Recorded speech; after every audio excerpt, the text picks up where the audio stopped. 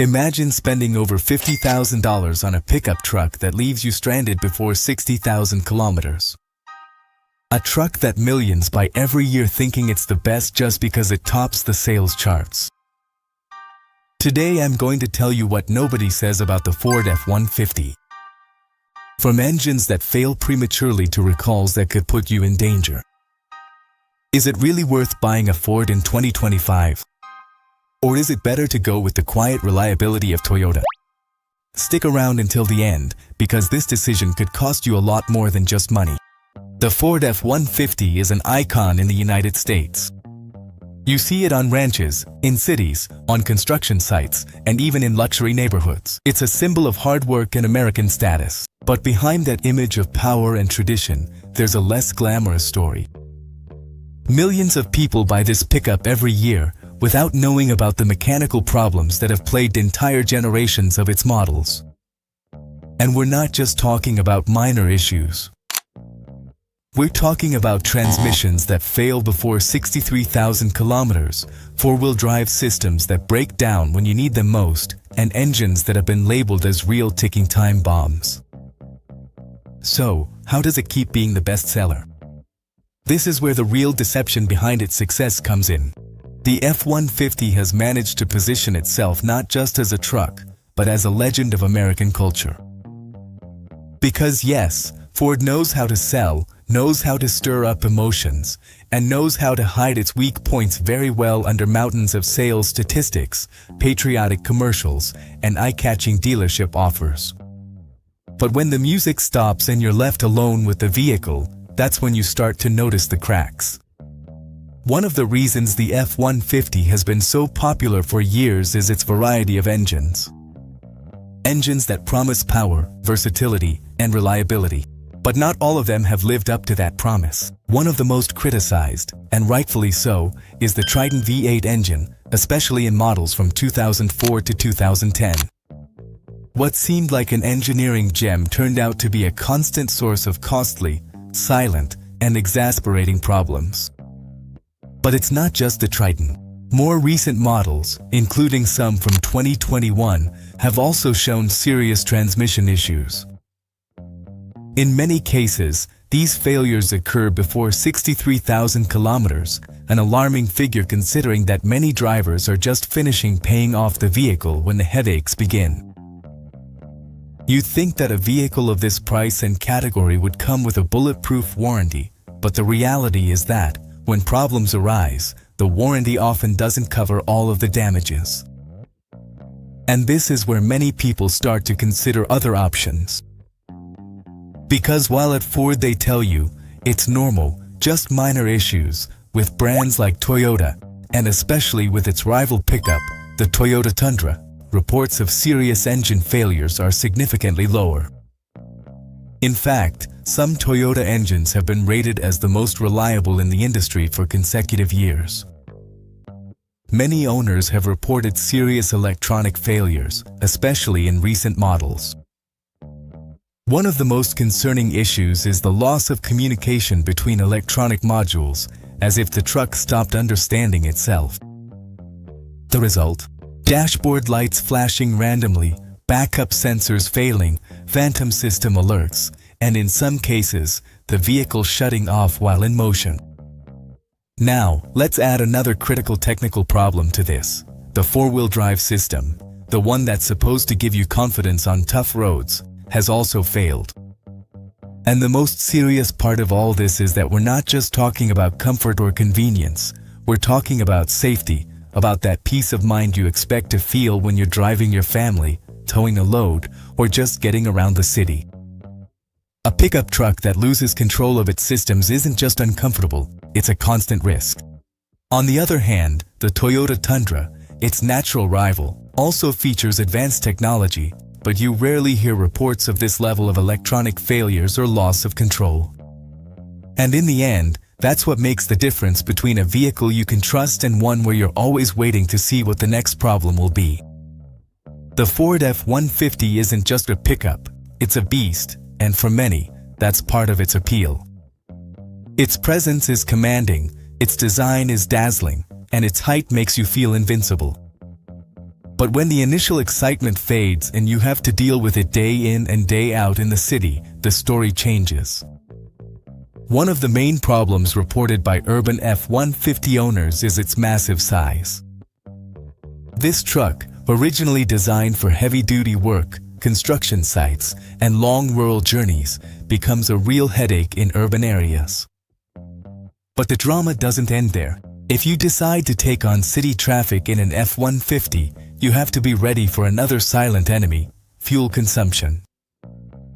Models like the F-150 Raptor, for example, can use up to 30 liters per 100 kilometers in the city. Yes, 30 liters. That means you could be spending more than $150 a week just on gas if you use it as your daily vehicle. And even though the hybrid versions or those with EcoBoost engines promise better efficiency, in practice they're still much more expensive to run than other, more compact pickups or SUVs. The Toyota Tundra, for example, although it's also large, usually offers better maneuverability in the city and fewer complaints about fuel consumption. This raises an important question: do you really need such a big truck? When Ford introduced the F-150 Lightning, the automotive world was shaken. It was a clear message: the future of pickups could also be electric. And not just any pickup. We're talking about the best-selling model in the United States, electrified. The idea was powerful: instant torque, silent driving, zero emissions, and all the versatility of a classic F-150.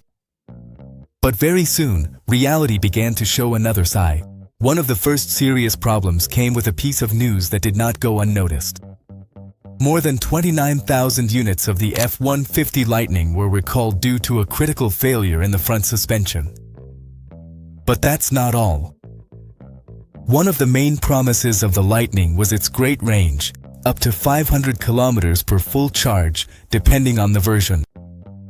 However, users started to notice something worrying. When towing, that range drops drastically. And when I say drastically, I don't mean losing 20 or 50 kilometers, but losing more than half. The idea of electrifying pickups is fantastic, but the problem lies in how it's executed. And the F-150 Lightning, so far, seems more like a beta version with a luxury price tag than a finished and reliable product. Meanwhile, other brands like Toyota have taken things more slowly. They've bet first on hybridization, making more efficient conversions of their Tundra before jumping fully into the 100% electric market. A more conservative move, yes, but also less risky for the buyer. For many analysts and vehicle experts, the F-150 has reached a point where the price just isn't justified by what it actually offers. Let's talk numbers. A new F-150, depending on the version, can easily cost between $50,000 and $85,000. And if you get excited about the Lariat, Platinum, or Raptor packages, you can easily go over $90,000 without much effort. Now then, what do you get in return? Yes, that's true. Luxury finishes, big screens, heated seats, engines with a lot of torque, but you also get a long list of reported electronic failures, risks of major recalls, as we've already seen, and worst of all, extremely high repair costs, even within the warranty period. And you know what hurts the most? That when you compare it to other pickups on the market, like the Toyota Tundra, the Chevrolet Silverado, or even the Ram 1500, you start to notice that many of them offer similar or even better features for a lower price and with a stronger track record for reliability. This doesn't mean that the F-150 is a bad vehicle per se, but it does mean that, for many people, it might not be the best choice for that price. Toyota needs no introduction, but in the world of full-size pickups, it has always been seen as the alternative, not the most powerful, not the most popular, but, over time, definitely the most reliable. The Toyota Tundra, especially in its most recent versions, has proven to be an engineering gem in an area that many brands forget: durability. One of the main reasons so many experts and mechanics recommend the Tundra is its track record of long-term reliability. Also, even though its size is considerable, it usually has better maneuverability in the city than the F-150, and its fuel consumption, while not the lowest, is more stable and predictable, especially in its hybrid versions.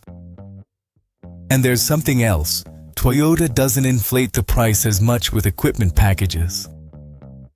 What you see is generally what you get. Fewer surprises, fewer hidden costs. In short, the Tundra might not be the star of the show, but it's the one that keeps running when the curtain has already fallen and the others are in the shop. If you're considering buying a Ford F-150 in 2025, you need to understand that you're not just buying a truck. You're buying a promise, a brand story, a cultural symbol. And that, while it can be exciting, can also be expensive. Because yes, the F-150 is powerful. It has versions with brutal acceleration, impressive towing capacity, and a striking design that many admire, but it can also break down sooner than expected, both in the engine and the transmission. It has unstable electronic systems that can ruin the experience and safety. It consumes too much, especially in the city. And its price, if you're not careful, can climb faster than its horsepower. It keeps running when the curtain has already fallen and the others are in the shop. Because remember this, popularity is not the same as reliability. The F-150 is the best-selling, yes, but also one of the most questioned for its failures. And in today's market, where every dollar counts and every decision can make a difference, it's not about buying the most well-known, it's about buying what gives you the most value in the long run. And in that category, the Toyota Tundra, the Ram 1500, or even some versions of the Silverado are putting up a quiet but strong fight. In the end, it's your choice. But now you do it informed, with your eyes open, and knowing that often what they don't tell you is exactly what you most need to know.